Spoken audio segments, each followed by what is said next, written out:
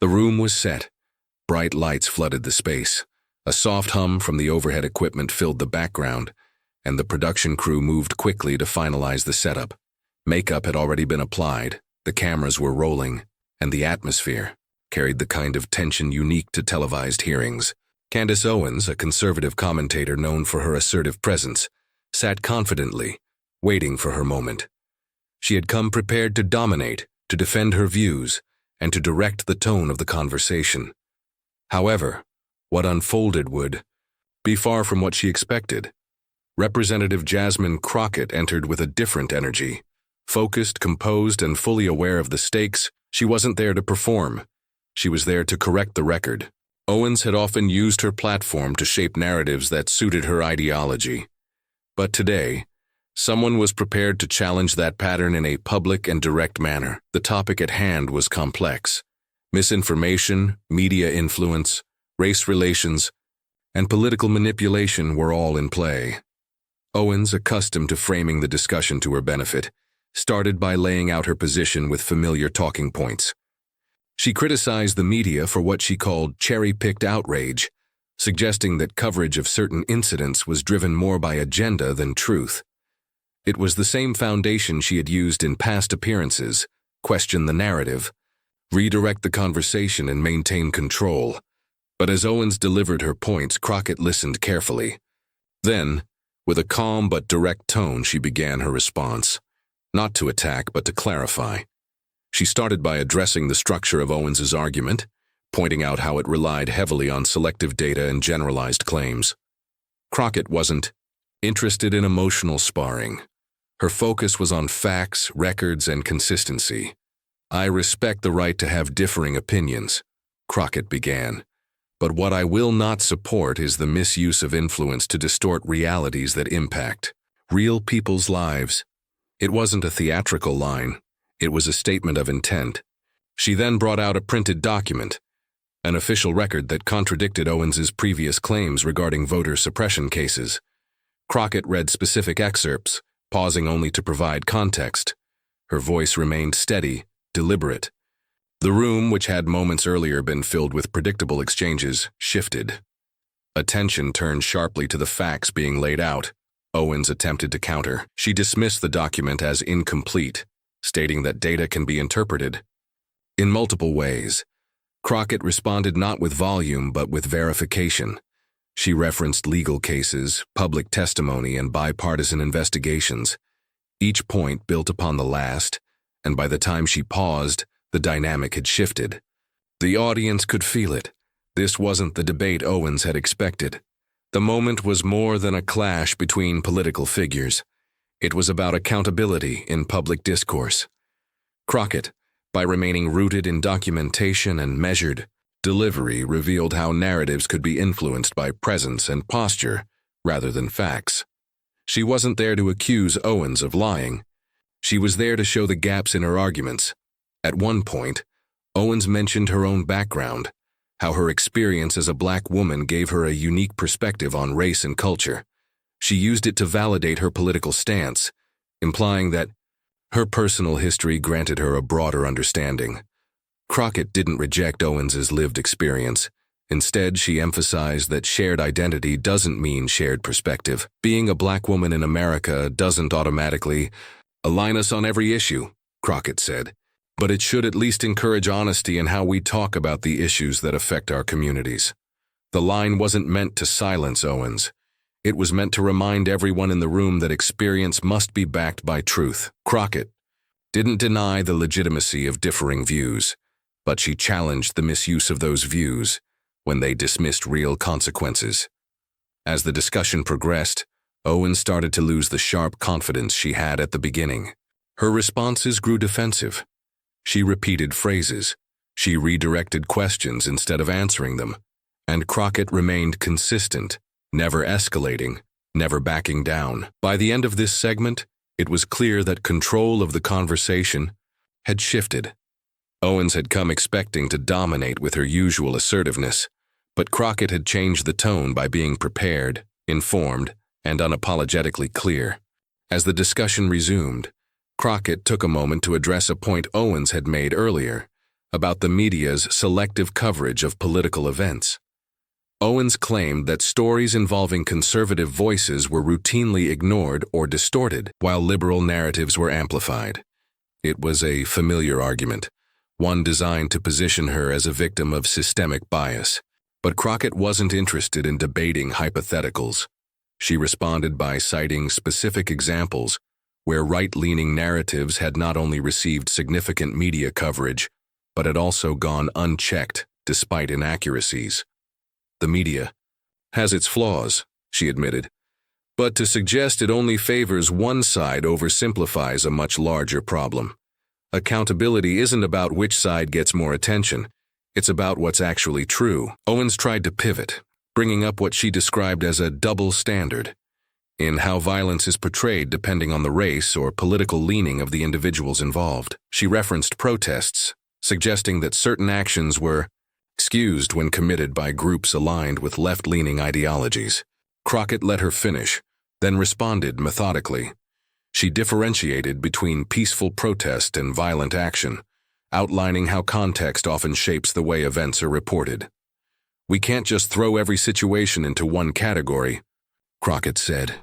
"That's not analysis, that's convenience."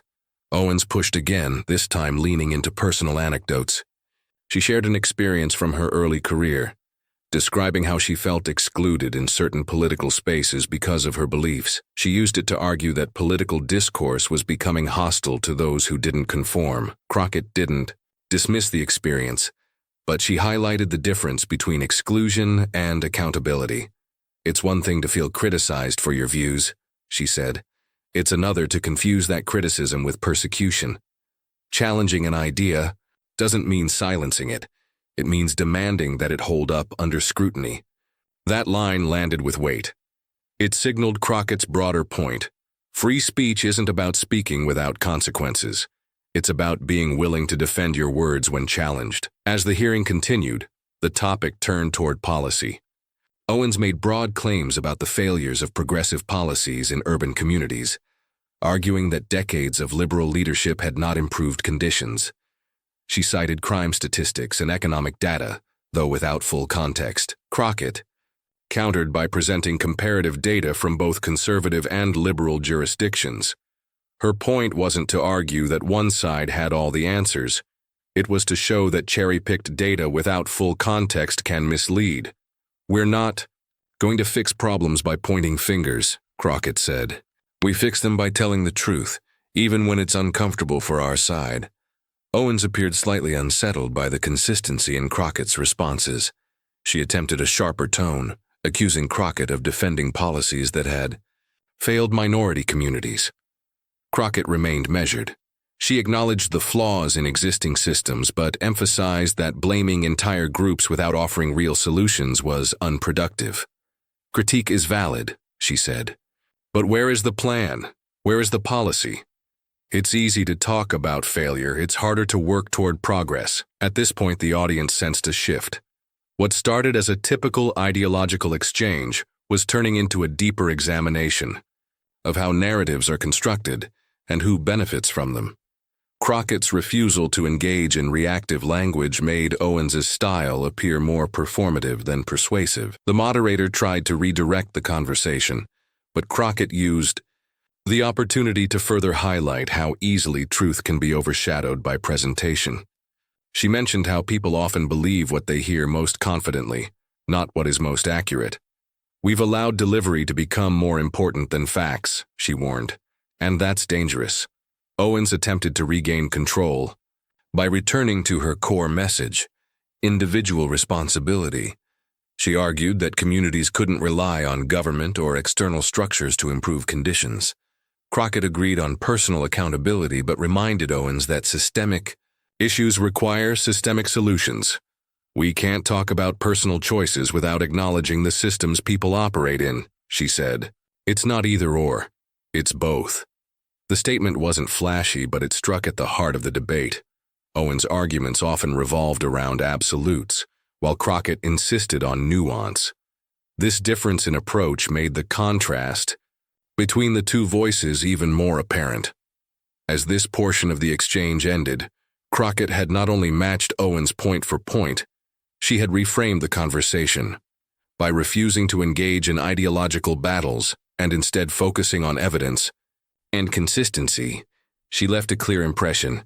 It's not about winning the moment, it's about changing the narrative through facts. As the dialogue progressed, Owens began referencing education reform, focusing on what she described as the deterioration of public school systems in predominantly minority communities. She argued that the root of the issue was government interference and overreach, framing public education as a failing institution due to what she called liberal experimentation. She cited declining test scores and increasing dropout rates as evidence. Crockett responded not by disputing the statistics, but by recontextualizing them. She acknowledged the concerns, then pointed to long-standing underfunding, inadequate infrastructure, and teacher shortages in those communities. It's not about whether the schools are failing, Crockett said. It's about why they're failing and whether we're willing to address the actual causes instead of just blaming a political ideology. Owens countered by suggesting that private and charter schools offered better outcomes and should receive more support. Crockett didn't deny that some charter schools have had success, but she emphasized that they serve only a small portion of students and often lack accountability measures. We can't pretend that privatization is a scalable solution for a nationwide problem, she said. We need systemic investment, not selective escape routes. The discussion then veered into cultural representation in education. Owens criticized what she described as politicized curricula, particularly around discussions of race and gender. She argued that schools had become platforms for ideological influence rather than academic instruction. Crockett challenged that notion directly, stating that learning about history, identity, and social structures is not political. It's educational. It becomes political when people want to avoid uncomfortable truths, Crockett said. Teaching accurate history isn't indoctrination, it's preparation. That distinction was important. Crockett wasn't advocating for any specific narrative.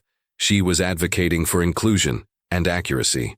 Owens attempted to frame culturally responsive curricula as divisive. Crockett responded by highlighting the difference between discomfort and division. If telling the full story causes tension, maybe the problem is the story we've been telling, she said. The moderator then posed a question about the role of media in shaping public perception. Owens used it to reinforce her belief that conservative voices were silenced or misrepresented. She brought up instances where right-leaning commentators faced backlash for expressing their views, calling it a modern form of censorship. Crockett, again, didn't deny that backlash occurs, but she questioned whether public disagreement is the same as being silenced. Facing criticism isn't the same as losing your voice, Crockett said. If people push back, it means they're listening and holding you accountable for what you say. Owens tried to redirect the conversation to the concept of free speech, accusing some political figures of being selective in defending it. Crockett clarified her position.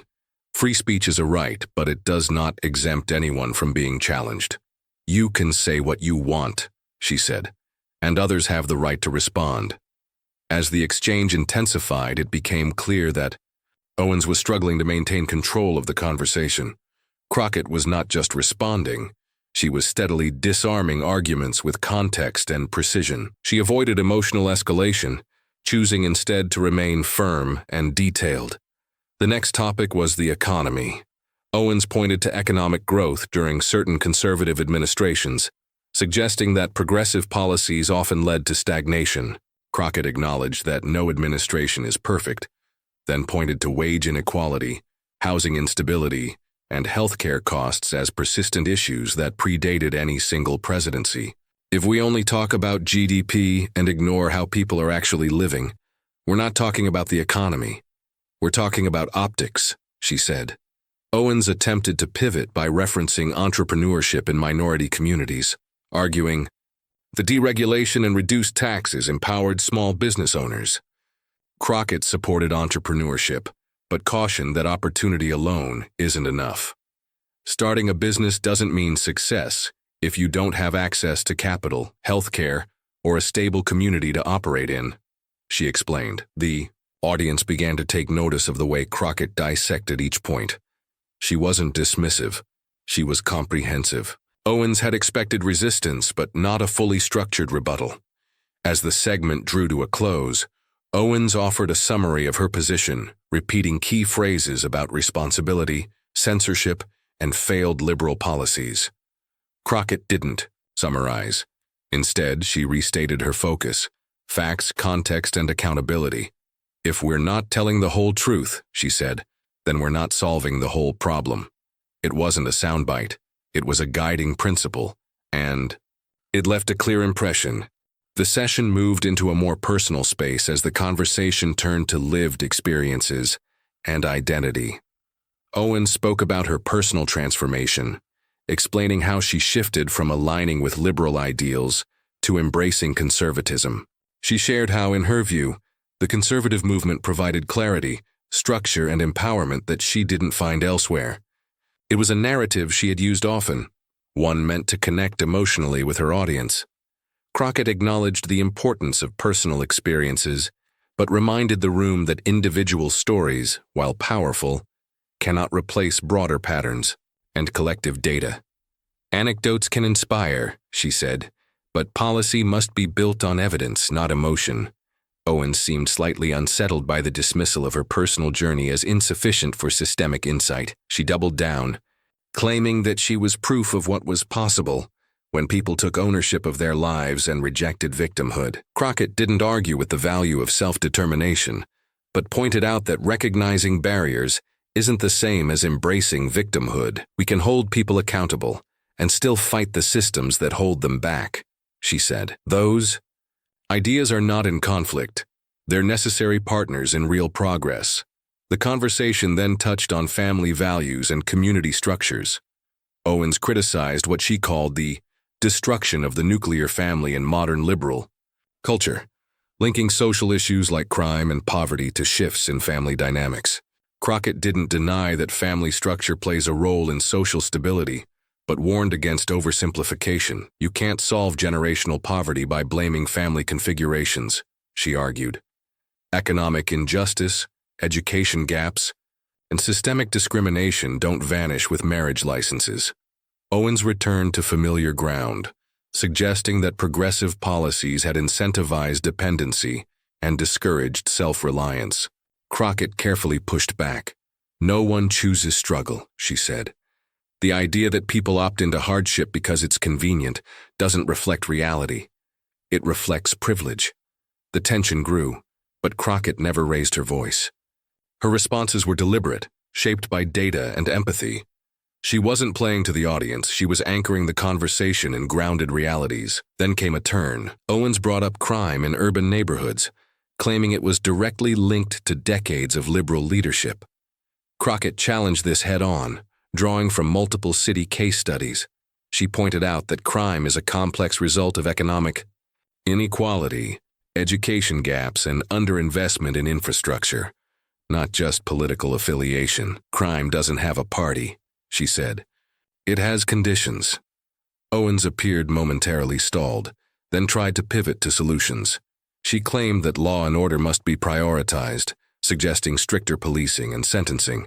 Crockett agreed that public safety is vital, but warned that punitive approaches often ignore the root causes of crime. Safety isn't just more patrols, she explained.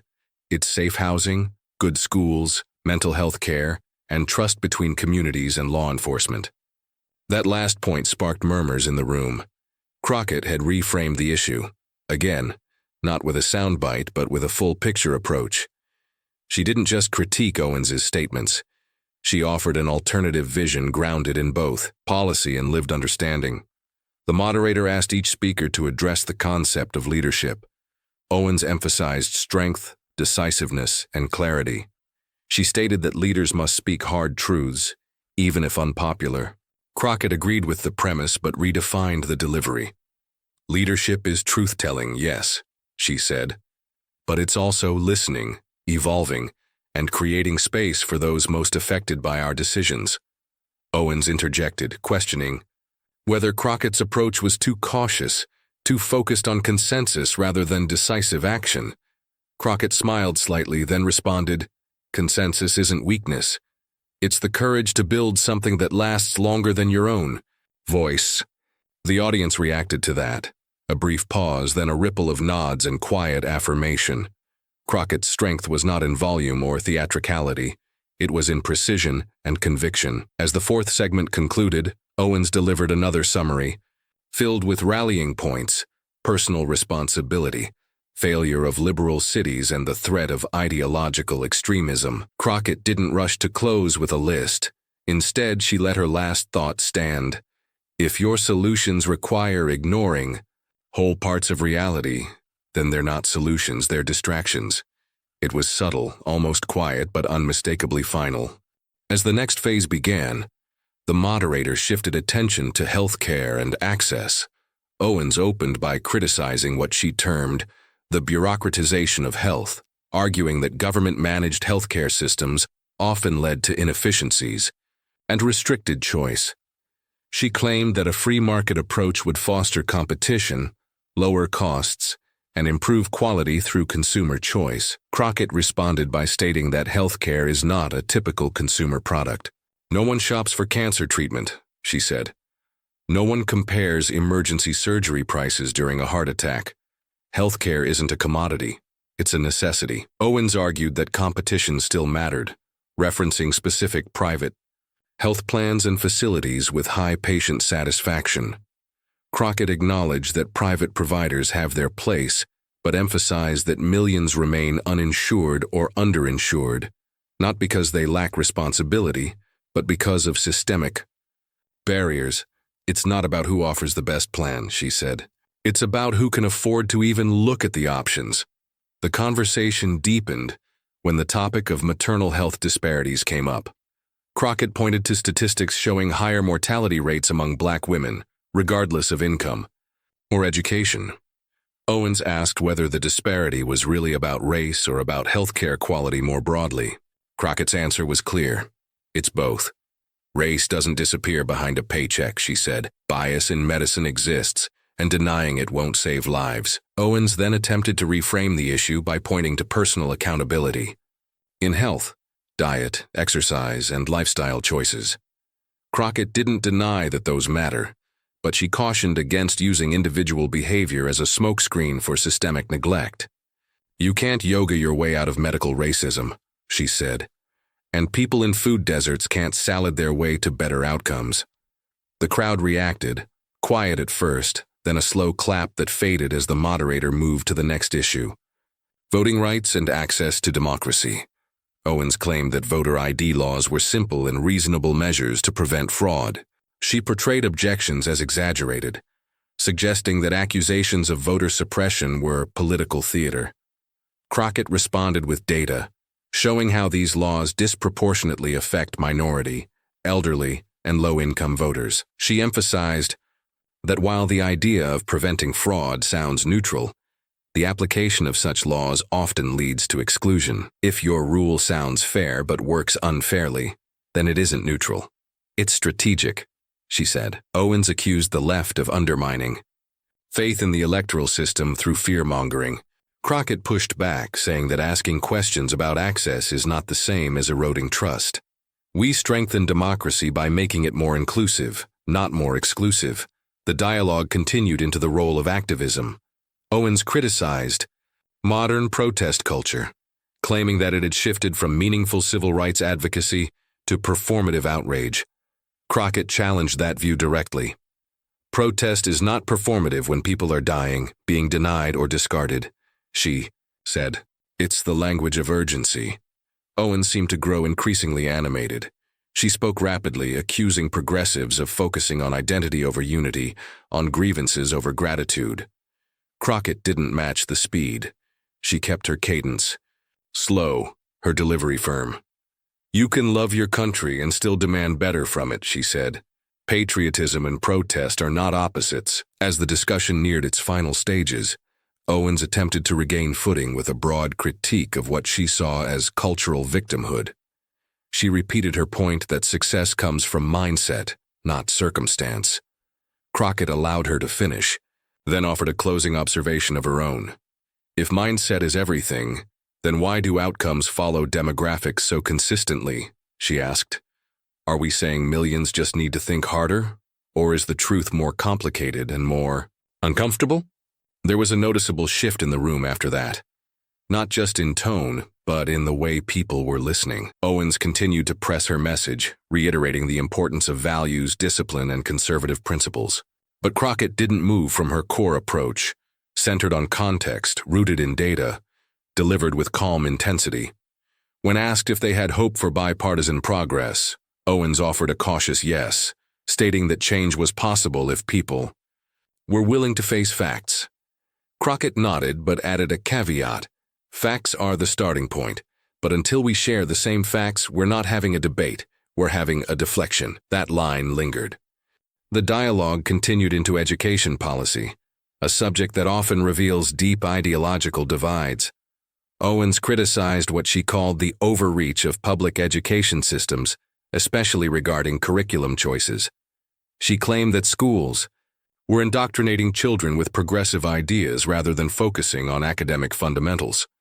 Parents deserve to know what their children are being taught, she said firmly, and they deserve the power to opt out. Crockett acknowledged the importance of parental involvement, but questioned whether the criticisms stemmed from genuine concern or discomfort with inclusive narratives. Education isn't indoctrination just because it includes perspectives that challenge traditional views, she replied. Expanding knowledge is not erasing anyone, it's recognizing everyone. Owens then brought up concerns over critical race theory, alleging that it instills division and guilt. Crockett corrected the misconception, stating that CRT is a legal framework taught at higher education levels, not something implemented in grade school classrooms. She pointed out how the term had been weaponized politically, often without understanding its meaning. Let's be honest, Crockett said. We're not debating what's taught. We're debating whose experiences are allowed to be named. Owens did not concede that point. She argued that race-conscious education was harming rather than healing. Crockett didn't flinch. Naming injustice doesn't create division, she said. Ignoring it does. As the topic turned to student outcomes, Owens pointed to the failure of urban public schools as evidence of liberal mismanagement. She claimed that school choice, including charter and private options, should be expanded to offer families alternatives. Crockett countered by recognizing that while some charter schools provide results, relying on them as a fix-all ignores deeper issues in public funding and resource allocation. You don't repair a system by pulling its best parts away, she said. You repair it by investing where it's broken. The moderator next introduced the subject of gender and identity, a contentious area that often polarizes debate.